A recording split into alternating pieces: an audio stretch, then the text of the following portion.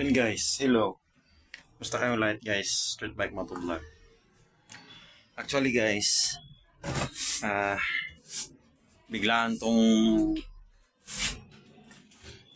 ginagawa ko guys kasi nung una is nakita kasi kami ng kakilala ko guys. So today, yung vlog natin is pakakita ko sa inyo yung Mio na i-build natin guys. Kumbaga nabili ko to ng 10K guys.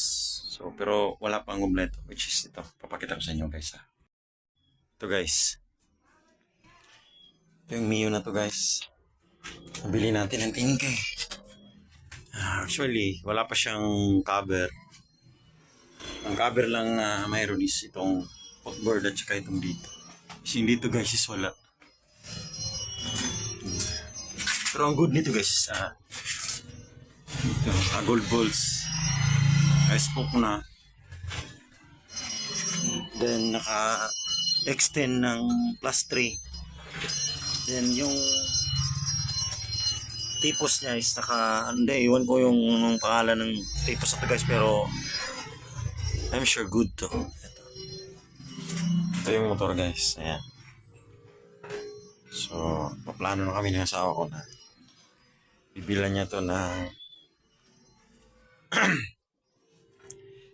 Mi-1. Ito Mi-1 na ang guys. Ito yung, ang maganda dito guys, naka big bulb na yan. Big bulb head. Saka GVT na manifold. Then, 30mm na keyhen. Pero sigurado ako hindi to original. Pick ko ito eh. Replacement kumbaga. Yan. So, kanina guys, pinandar namin. Mandar naman siya. Ayan. So, ang ginagawa ko guys, pabaklasin ko to. Pero hindi ko na ito i-repaint kasi matatabunan lang naman ng cover. Pero yung orderin ko is yung cover at saka itong crankcase. So, yun pala guys, yung racing na pulley at saka dito, panggilid, CVT tapos napalitan na niya. Kumbaga, binenta niya. Maganda guys, hindi pa lahat talaga na nakuha itong sa load. Dito yung importante sa akin guys, itong dito na part. So ito yung itsura guys.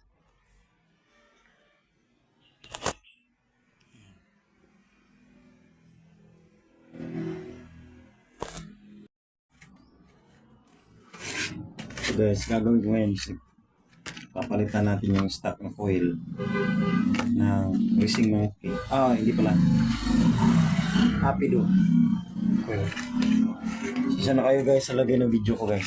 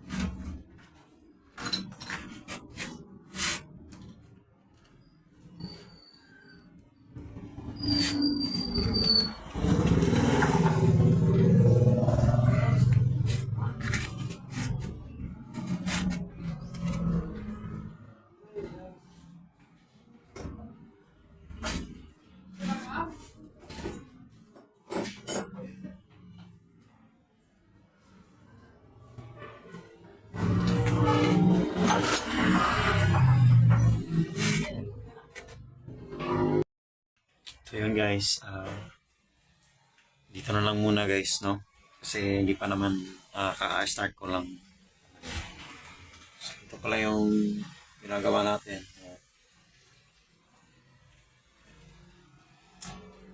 So soon guys, paunti-unti lang naman natin ito ginagawa. Yun guys, see you in my next video. Ride safe, see you on the road.